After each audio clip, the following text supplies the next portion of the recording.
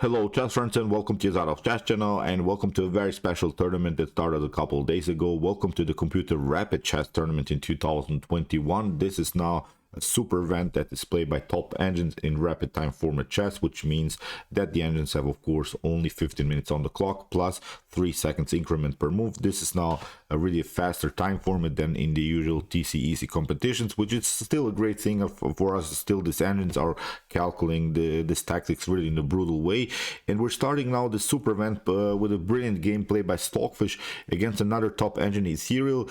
Here I think you see really a brutal attack again by Stockfish, in which Stockfish will break a little bit the human principles in chess. You know, when you're playing fianchetto, or when you play something like, I don't know, g3 bishop to g2, many times you don't want to give up your light square bishop for a knight, because when you do that, then you can face of course many light square problems if your opponent still has the light square bishop on the board. And that's exactly what happened in this game. Stockfish gave up the light square bishop in an early stage of the game for a knight and still managed to launch a kingside attack, although white's king was still on the kingside castle. So it was really a brutal attack. As I said, it breaks a little bit the principles in chess, so that's why I decided to show this one. It was something that you cannot see really many times in chess. So let's check out now what happened. As usual in the TC-EC competitions and computer chess championships, the game is of course prearranged to one particular moment. I'm telling you of course to which moment the game was prearranged, and from which moment on the engines can of course calculate the position for themselves. So let's check out now the game. Here Stockfish opened with the move c4. So far we have the English opening. After move knight to c3, here we have the move e6, and basically what black is hoping for is of course that white plays now the move d4. Then of course you can go into the Nimzo Indian with the move bishop to b4. So that's why here many times when you're playing the English opening, you want to play the move e4, which is now the so-called Mikenas-Carls variation. You're not allowing here your opponent to go into the Nimzo Indian structure, because even if black plays the move bishop to b4 in order to attack the knight which is controlling the e4 square, still you can play of course e5, and then with queen to g4 you can face many tactical problems here from black's perspective. So that's why black should not go into Nimzo Indian ideas anymore. Black has to play the game in a different way. Black needs now to break and enter here in the center, but needs to play here the move d5. And here after move d5, the pawn structure in the center gets already dynamic. Many times you see this continuation e5, knight to e4, and here after move knight to f3, because knight takes e4 doesn't bring you so much. It seems so in the beginning that maybe this is a weakening move, because after d takes e4 it's really hard for white even to attack this pawn. You can play queen to g4, but then with knight to c6, black can also counterplay, black can also attack the e5 weakness, and then if you take still f5 are opportunities to kick away the queen, or even great simplification idea with queen to d4 should probably lead into equal line here for black. So that's why many times you see that white will not take the knight here on e4, will play simply developing moves. Here after move knight to f3, we have now bishop to e7, and after queen to c2, now the last move that was prearranged by the organizer was the move knight to g5. And okay, here after move knight to g5, bishop to g5, we have this position. Stockfish continued with c takes d5, which is now a normal idea, which is a great idea, because now after move e takes d5, for instance, if that happens, then you have this very powerful advanced pawn. But in the continuation, Ethereal played a little bit of a surprise, played castling. The problem I think here is that d takes e6 is not such a great continuation. It seems at the beginning that actually white should take, but actually it's not so good, because Stockfish didn't play this move. Stockfish played a different line, because after d takes e6 you're inviting your opponent's game, basically you're inviting your opponent's pieces into the game, because here after move bishop to e6, now white can play several moves. Probably the best way here is to proceed with bishop to d3. You see now the problems. There is this problem with the d pawn. That's the main issue in this particular line, and even if you play something like d4, okay, black will probably take with bishop to c1, but now even if you try this idea to counterattack with d5, black will simply retreat, bishop to f4, you can maybe take here the pawn, and after f takes e6. Although we can notice that probably, of course, black is vulnerable here around the square e6. It's not so good here the position for white, because we can also notice that black has a dominant game here on the f file, and by playing here the normal move queen to h4 and similar ideas, I think here white could face also many tactical problems. Even knight to c6 here is an opportunity, include other pieces into the game. So as I said, the engine, for instance, gives here equal chances for both sides. Although, as I said, black has this this isolated pawn on e6, so it's not a great continuation. So that's why here in the, after move c takes d5 and castling, Stockfish played now the normal d4 move, and Stockfish has now a space advantage, which is now the most important thing. Stockfish has at least some kind of advantage when it comes to positional understanding, and Stockfish has now this dominant pawn chain, which is already showing us the direction of the attack. Maybe if you're a beginner and sometimes you don't know where to attack your opponent into position, sometimes simply a simple pawn chain is showing you the direction of the attack. So now the d4 e5 small pawn chain is showing you that you should actually attack towards the king side. So here after move d4 we have finally e takes d5, and here bishop to d3 attacking the h7 weakness. But now knight to c6, a counter attack here by Ethereal, because if you take, of course, you can maybe get this one, and even if you retreat with the bishop, then the pawn on d4 is hanging. So that's why it's not such a great continuation here for white. In the continuation after move knight to c2, here Stockfish defended the pawn with the move knight to e2. And okay, here in the continuation bishop to c1, we have rook to c1. Again, if you try bishop to h7 as an intermediate check, it doesn't bring you so much, because king to h8 can be played, of course, by black. But now after rook to c1, even if you try maybe here to lock the bishop, it's still a complicated game for both sides. I would not recommend anyone to play this position, even for white's or for black's perspective, because the game becomes really too complicated for my taste. After bishop to g6, f takes g6, of course, queen to g6, the game is really wild, as of course white has lost the minor piece, but white has here a 4 versus 0 pawn structure on the king side. So I'm not even sure who is better here. My Stockfish engine at home shows 0.0 evaluation. You can be the judge of this position. You can say to me which position you would love to play, black or white. I'm not sure, as I said. So if you don't calculate everything, don't even play this position. So as I said, here after move rook to c1 was played by Stockfish. Stockfish didn't take out, didn't want to go into this complicated line. So after move rook to c1, there we have queen to h4. This is now a provocative move by Ethereal. Ethereal hopes that Stockfish plays something like g3, and then of course there are several likes for weakness. But Stockfish, like Stockfish, you know, the Stockfish engine is really the most brutal engine now these days. Simply accepts the challenge, kicks away the queen.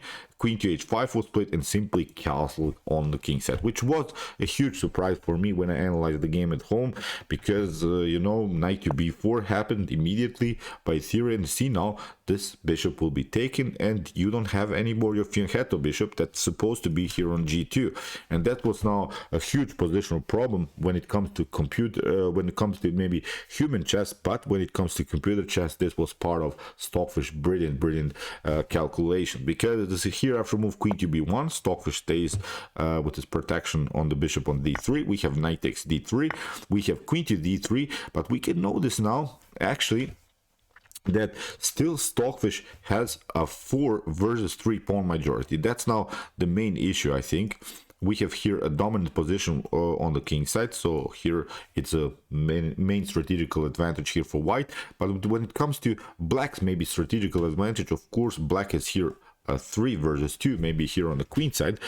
But that's the problem here, that black cannot make something to happen here on the queen side. The c5 square is taken. So far with the move rook to c1, white is always preventing this move c5 by black. So that's why it's very hard for black to open the position on the queen side. So basically it's a one-way ticket. The game changed simply towards the king side. So nothing dramatically is going on the queen side. The whole game transposed simply into the attack on the king side. And I think when it comes to positional understanding, that white is still slightly better because of this, especially because of this pawn majority. Although, as I said, here we have the slight weaknesses, but still with knight to f4, we can at least protect these two squares, and that's exactly what happened in a couple of more moves. So c6 was played first by Ethereal, protecting this pawn, and now knight to f4. Here after queen to h6, we have now queen to b3, and now queen to g5 and queen to a3. Even if you try here f6, maybe to finally break the space advantage that white has built here, you don't want maybe to tolerate this pawn on the 5th rank on your side of the board here from black's perspective, but then you can actually meet a really sick idea. White can even pass through. E6 can happen even if you attack queen to d6, and now with rook to e1 you have now a brilliant supported pass pawn. This will be a very annoying pass pawn to handle, and here I think black is positionally lost. So that's why you have to be careful here what to do from black's perspective. After move queen to a3, in the continuation we have now a5, and now a very important move by Stockfish h4.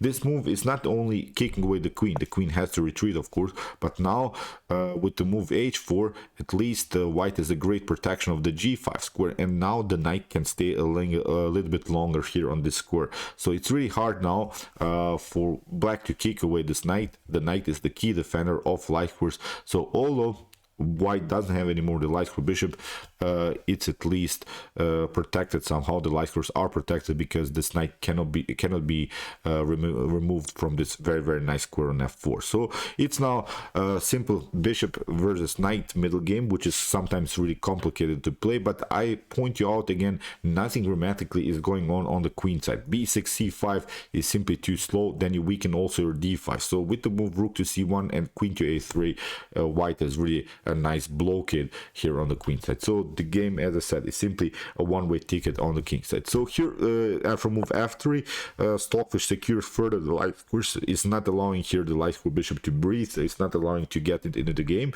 Here we have g6, and now queen to e3, queen to e7, and now rook to f2, simply getting maybe use here of the g file, h file. Now there is maybe an even opportunity to attack the king side by pushing some pawns, because we have talked about in the beginning about the direction of the attack. The only way white can make progress is on the king side. So although we have a little bit of weakened pawn structure in front of the king, but the pawn chain is showing us the direction of the attack. So it's sometimes in chess so that you have to risk in order to make a win. So that's why the only way to make something happen is actually to push in front of your own king, which is really wild. So after move rook to f2, we have bishop to e6, and now h5 immediately by Stockfish. Stockfish not losing any tempi here, simply proceeds with this normal attack. We have now g5, knight to d3, which comes of course again with the great protection of the c5 square. It's even further cementing the position here for white. We have king to h8. Now Ethereal is trying maybe to get the g file open. If that happens, then maybe the rook on the g8 would be a very cool piece. So here in the continuation, g4 played by Stockfish. Stockfish secures further the light squares, and now after h6 we have rook from c2 c2, and this is now a brilliant move by Stockfish. You'll see in a couple more moves why this move is so important, because what Stockfish is trying to do is get both of these rooks, one rook maybe here on the h file and this other rook on the g file, and if something gets cleared, then you have at least your rooks already on this potentially open file. So that's why this move rook to see this little rook lift is really a brilliant move here by Stockfish. So here king to h7 played by Ethereal, securing the position further, getting this king more connected to the pawns. Even if you try f5, if you ask yourself the question maybe why is black not opening the position, why is black not opening the game with the move f5, it's not so easy for black to open the position, although black would love of course this position to explode, especially because the bishop loves the open game, the knight doesn't love the open game. But actually it's not so good, because you get simply this one. E takes f6 en passant, and after queen to f6 we have knight to e5, and everything is pretty much glued together. Again, I'm pointing out c5 not option, e5 controlling everything here on the king side, and also knight to g6 is threat here. We have even possibilities, maybe a3 b4 further play sort of a blockade. So as I said, it in my opinion simply a strategically lost game here for black. Black cannot play easily with his rooks. The rooks are paralyzed, the bishop is paralyzed here on e6, the queen is a little bit out of game. So as I said, strategically white is much better. So after move rook to c2, as said, king to h7, we have now f4 by Stockfish. So brilliant move. This is now really one of the sickest moments of this game. f4, sacrificing the bishop, pardon me, the pawn here on g4. The problem is now you have to react. That's the main issue. Stockfish forces here Ethereal to do something. If you don't react, let's see, maybe bad move, you get simply f5, and these pawns are marching. It's simply, again, a strategically lost game. Knight to c5 will happen. We can play f6. So as I said, it's something worth to resign here for black. So that's why after move f4, Ethereal has to accept the challenge, has to take out the bishop. But now the bishop becomes really an object of white's attack, because here Stockfish plays f5, locks the bishop, and now Ethereal plays f6. f6 is the only move that helps out here black, because if you play bishop to h5, you're simply lost immediately. You get this one, rook to h2. You see now the importance of this move, rook to c2. Here after move bishop to g4, you don't have a better square. You get this one. Sorry, I played it a little bit too fast. So the problem is now, let's go back, sorry about this. You have to play bishop to g4, but then you get the brilliant tactic here, rook to h6, and here after king to h6 you get this other rook, and if you cover with your bishop, then you get this one, rook to h5, king to h5, and then queen to h3. It's simply a lost game here for black. If you try maybe different ideas after this bishop to h, instead of this bishop to h5, if you try here maybe king to g7, the problem is you get this one, you get f6, the fork, queen takes f6, e takes f6, king takes, now rook to h6, you have only one square, and here after move queen to g5, again it would be a beautiful checkmate. So really wild stuff. After move f5, the bishop gets locked, so the only way to create further breathing spaces and in order to prolong the game is to move f6. You have to play f6, but the game again becomes really complicated. Really brilliant attack here by Stockfish. So queen to g3, attacking the bishop. Now again we're threatening to take out the bishop. You have now several choices here, bishop to d1. Again, if you try here bishop to h5, you get this one, rook to h2. Even if you try to retreat, then you get this one, rook to h6. This is a sick, brutal tactic that Stockfish prepared here. After king to h6, you get this one, rook to h2. You can maybe cover with bishop to h5, but again, you get this one, rook to h5. Then you play, if you take, of course, it's again the same checkmate with queen to h3. If you don't react, if you play something like king to g7, then this one is winning, simply knight to c5 with knight to e6. So really wild stuff. As I said, this was part of this brilliant tactical calculation by Stockfish. The tactics are really spread. You see how Stockfish suddenly includes the would really suddenly include the knight into the game, which is standing here on d3, but actually it's so connected to this tactic. So it's a brilliant aggressive attack by the fish. So here after move queen to g3, we have seen now the problems after move bishop to h5. Now Ethereal played bishop to d1. We have rook to c1, and finally bishop to h5. Now again this idea, rook to h2. We have f takes e5 by Ethereal. Again, let's see now what happens if, for instance, Ethereal retreats. If that happens, then again the game becomes really wild, because again Stockfish prepares would probably prepare this move king to g2, building a rook battery on the h file. There is maybe this move in order to defend further h5, advancing the pawn, but again you can play simply rook to h1. This wasn't played in the game, but I wanted to really see what happens if you just retreat with the bishop. What's the special tactic? And here after move rook to h1, you see we have now this idea, you maybe get out of the range, but now with queen to g4, of course you cannot take, h takes g4, then you get checkmated, rook to h8, rook to f7 or g7, the same thing will happen. You have this one, rook to h7, it's game over. So you would be forced after moves queen to g4 to maybe cover with the queen, but now rook to h5 is happening anyway, and maybe after rook, bishop to h5, rook to h5, you're trying this one.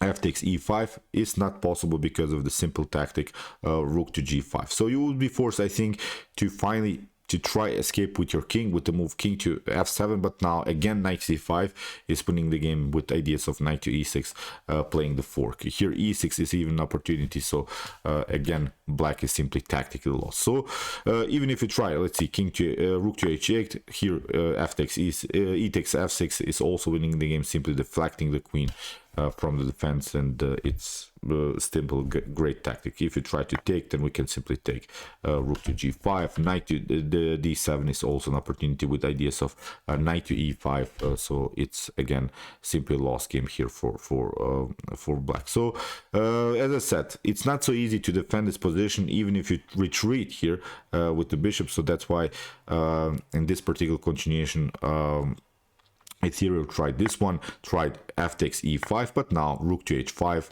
Finally, Ethereal got trapped here. The bishop was taken here by Stockfish, and Stockfish is up a piece. But Ethereal has some kind of a compensation. Ethereal has now two connected pawns on the king side, has also taken some pawns on the queen side, so there is this compensation of pawns for this extra piece. But still, Stockfish, you know, when Stockfish is playing the game, Stockfish tactics are accurate, of course. And here, after first queen to h3, we're attacking the h6 again. Black has to defend, and now Stockfish is the one that also creates a pass pawn, which is now very important because this pass pawn is a very annoying one to handle. You have to deflect several pieces to this pass pawn in order to defend the position further. So now Stockfish has created at least some kind of a new strategical element that bothers also black in the continuation of the game. So after d takes e5, we have rook to g6, we have rook to f1, rook to f8, rook takes every trades of pieces, I think, is helping out white here,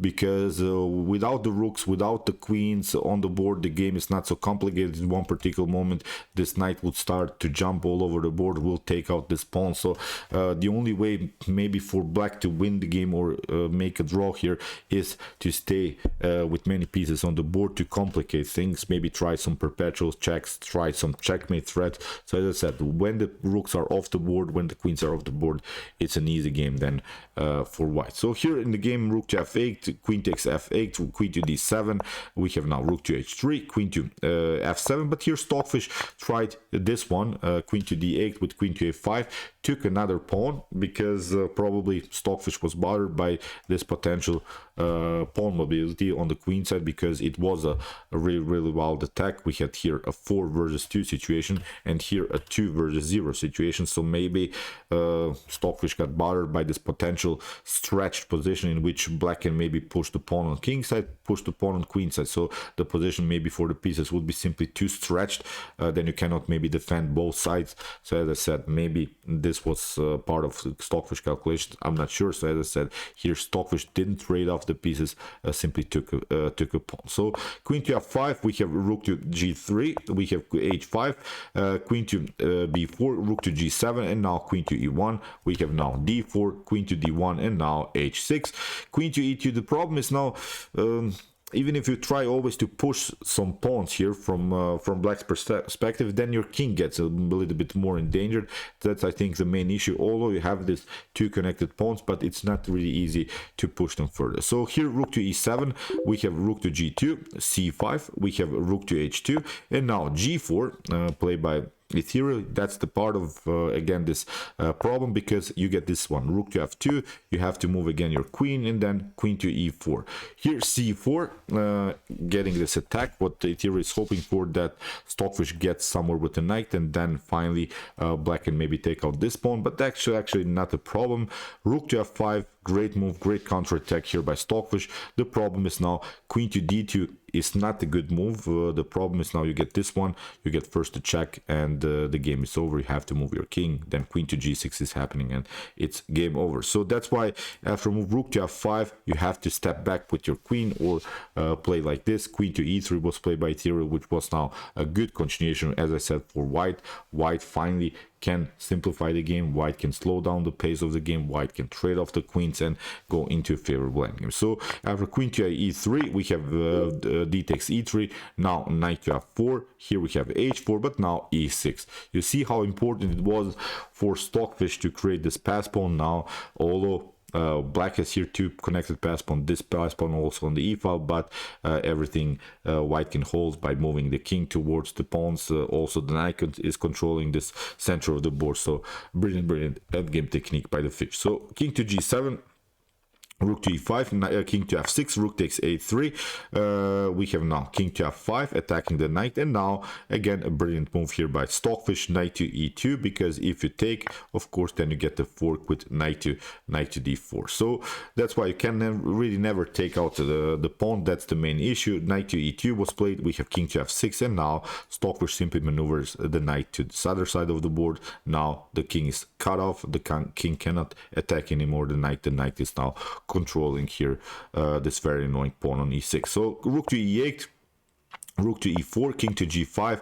Now again Stockfish tries to search for better squares with the knight. We have rook to e7, and now knight to c7. You cannot again take, you get simply this one, simply pushing forward, and you cannot catch up anymore with the pawn. So here king to f5 was played. Again this idea, rook to e1.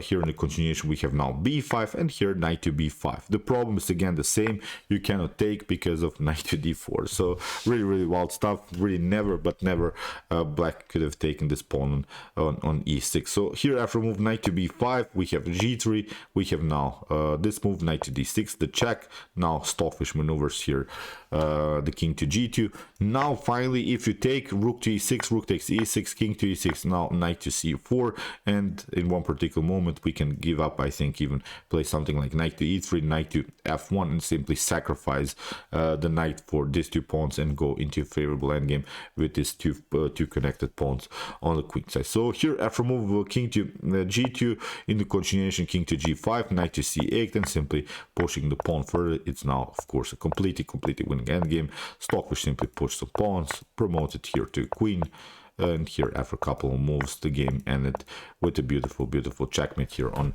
g6. So really wild stuff. I think that I'm not sure how many human would play this game like this, sacrificing the bishop for a knight. The knight was a brilliant piece in the continuation of the game, although as I said, white had several light square weaknesses, but this pawn majority attack that Stockfish pulled off by sacrificing the pawn, locking this light square bishop, getting use of this open g and h file, brilliant tactics again by the fish. So okay, I hope that you enjoyed the game. I really enjoyed it a lot. If you want to see more brutal attacks like this, check out my commented chess games played by computer series with some more games played by Alpha Zero, Lila Zero, Stockfish, and many more. And if you like this content, don't forget to subscribe to my channel.